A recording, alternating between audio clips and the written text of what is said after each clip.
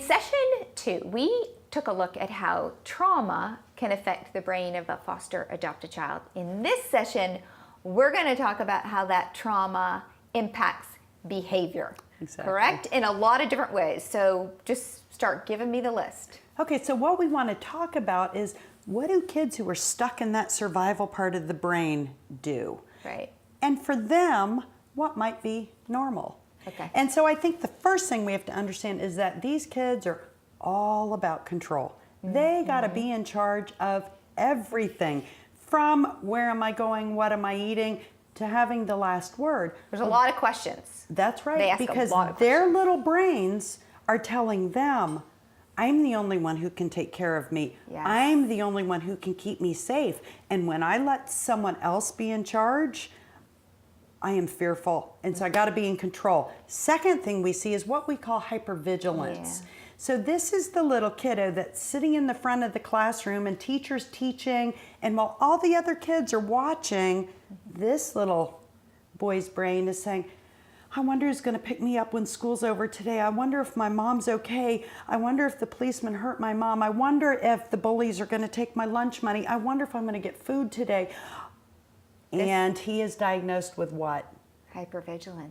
He's diagnosed with ADHD. Oh. One of the most common misdiagnoses for hypervigilance. Yeah. But he is watching. Because their brain's moving so fast and they're distracted by what they're thinking about. Well, that they're not remember, he's concentrating. wired for fear. Yeah. And so Yeah. he has to be aware of everything in his or her environment Yeah. to make sure that no one hurts him. This so happened to one of my kids. She, we got her when she was 12, and in her other family, food and money were an issue.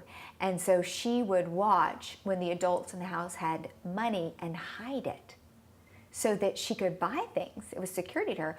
Well, when we adopted her, I realized in her journal that she was actually going, and all my kids had these save, share, spend jars. You know, they get allowance, they had to divide it up. And she was keeping a record of everyone's money in the house. She was hyper-focused on where the money was in case she needed it. Right. And can't you see that getting a mental health diagnosis, if we don't understand this? Oh, yeah. Does that look a little obsessive compulsive? Yes. Or those Yes. things? So important to know. The third thing that we see a lot is that when a child is in that middle part of the brain, it is our facial expressions, our tone of voice, and our gestures that they're reacting to. So they're not hearing what I'm saying. They're watching my facial expressions, hearing my tone of voice, and watching gestures. So you might have a kiddo that says, quit yelling at me. As a matter of fact, I've had my children say, well, you yelled at me. Well, did I raise my voice? No. And all of a sudden I realize, oh, I must have either had a look on my face or I might have put my hands up, and their brain is interpreting gestures, tone of voice. Does it also mean that they don't hear you because they're so busy watching? Yes. And they'll say, you never said that. Yes, I did say that. Yes, because they're hypervigilant. So they're watching for harm, which keeps me in. The fourth thing that we see a lot is when we're going to see most behaviors is at transitions. Transitions vary kid by kid. Could be from the breakfast table to brushing your teeth. So you're not talking like big time period transitions. You're talking about little things throughout the day. I am. It could be from watching TV to bedtime. So it's really critical that we learn to give a lot of downtime. I have a 4-year-old, and if I say go to bed, I'm going to get a full-blown tantrum. But if I say 20 minutes to bed, 10 minutes to bed, 5 minutes, you got 2 more minutes, then we go right up and Just we go like to a sleep. toddler, like we talked about in the last session. Like almost. a toddler, but also a lot like we would parent an autistic child. Giving they plenty need of a lot of warning. prep time for transitions. The next thing we see is that these kids are concrete as can be. So if I say to the kiddo, why did you take my glass off the bar? I didn't take your glass off the bar. Well, honey, I saw you do it. I didn't take the glass off the bar. Oh, because they didn't take the glass off the bar. They took the glass off the paper. that was laying on the bar. Very concrete. We call it 20 questions at our house. But these little things can make you a little crazy. So you just, remember, if you have some of this going on, we just have to create a healing environment, be calm, and understand they didn't mean to do this. They're that literal. Right. Sensory overload.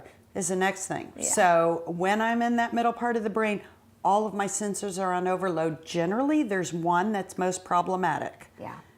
Do you have a story about that? We, Grant, I'll never forget it. We had adopted him at 9. I've said that before, and I'd only had him like 2 months. And I wanted to spend some quality time with him, and I thought, well, I'll take him to a movie. Now, he was 9. So he loves adventure things. I took him to Zorro. And, you know, it was fine. It was a kid's movie. It was a great story. He came home and was literally jumping off the top bunk of his bed till 3 a.m. And there was no, I went in there so many times, it was like peeling him off the ceiling. He was in sensory overload. It was just too much. And after that, I told babysitters, everybody, Disney level, not too much action. He did better with cartoon than for some reason the visual of real people and everything. It was too much. And so, you know, guys, be careful, because so many of us want to expose these kids to great new Treat them. situations. And I hear families, oh, we're finalizing an adoption. We're going to Disney. And they come back and it was a disaster. And they're angry because they spent money. And I'm just saying, boring is okay. Senses are on overload. Yeah. These kids have a hyper focus. So if this week it is Legos, that's all I can talk about, think about, breathe. It incorporates into every part of my life. Oh my goodness. Halloween sent my daughter into overload. She had just never been exposed to this plethora of candy. It was a food thing for her. It's so many. This is a huge one to me, sensory overload. I just saw it a lot. Yeah. And then we go into clogged filter. So these kids have what I call clogged filter syndrome. The best way I can tell you about that is through an example. So one of my kiddos was at a therapist's office, and she walked in the front door and she said, my mom said I ruined her life. And my husband was there and he said, well, time out, let's call her. I don't know what was said, I wasn't there.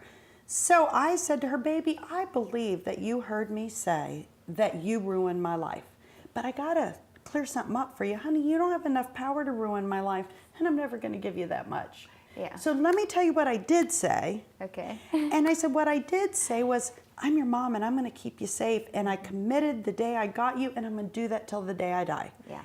But you're making that really hard because you keep taking off and I don't know where you are. And could you just knock that off and send me a text and let me know where you are? Yeah. And I heard the therapist go, oh. And I said, yeah, but see, I didn't want to call her a liar, say she wasn't. I didn't ever say that. Because I believe that she really heard me. She has a clogged filter. The way she interpreted was very different. Something you said I think is really important. You are an expert at this, and you still take your kids to see a therapist. And I think that's so important for other parents to hear that you oftentimes need a third party to walk through situations with the children, because I know we went to one often, and so I know you do that. You do coaching, family coaching, but even your kids need a family coach too. Sometimes. Absolutely. I try to only wear my mom hat when I'm at home. Exactly. The next symptom we see are physical symptoms. So there are direct pathways from that brain to the gut. Mm-hmm. So a lot of times these kiddos have gut issues. My stomach hurts. Oh. I'm overtired. Gas. I'm this. Yes. Oh yes. So again, a lot of times I hear parents say, well, they just don't want to do that. Well, no, probably their tummy really does hurt. Yeah. And that's just anxiety, right? Is that just different things? Well, and it's the result of all those chemicals that are happening. Go back to the brain, session 2. That's right. So the final thing we'll talk about is these kids have what we call a 20-second delay. So from the time I tell you something, it takes 20 seconds for them to hit the processing center of the brain.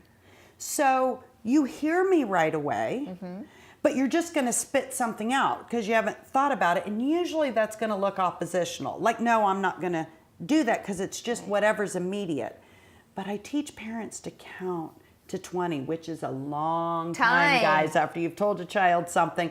But what we'll find a lot of times is once we hit that 20-second mark, they'll do whatever we asked them to do, even though they had refused up front. And so do you just ignore the oppositional, or do you say, okay, let's do that again, think about that? No, I think we wait that 20 seconds first, because if we interrupt with any other statement, we're starting it over. Gotcha. We've got to wait for it to hit the processing center of their brain.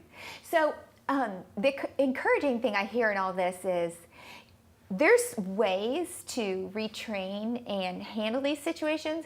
They just take a little more strategy, Yes. a little more patience, and a little more understanding than Well, let's be perhaps honest. a biological child who does not have trauma to the brain. Right. But let's be honest, a lot more. A lot more. But you can do it. And I have to say, when we adopted our kids, I didn't know all this. I learned through the first year. Mark and I thought we could parent. We just, we had 3 biological kids. We got this. When we adopted, we realized, oh my goodness, this is takes a different strategy. But it's doable. You have to learn. And that is why we're doing this series, to just give you a taste of some of the different ways you can think in raising and loving your adopted foster child well. So that wraps up, I believe, everything that we had for session 3. In session 4, we're going to talk about some more strategies to address these behaviors. So more tools for you to walk through these different types of behaviors well. Very good.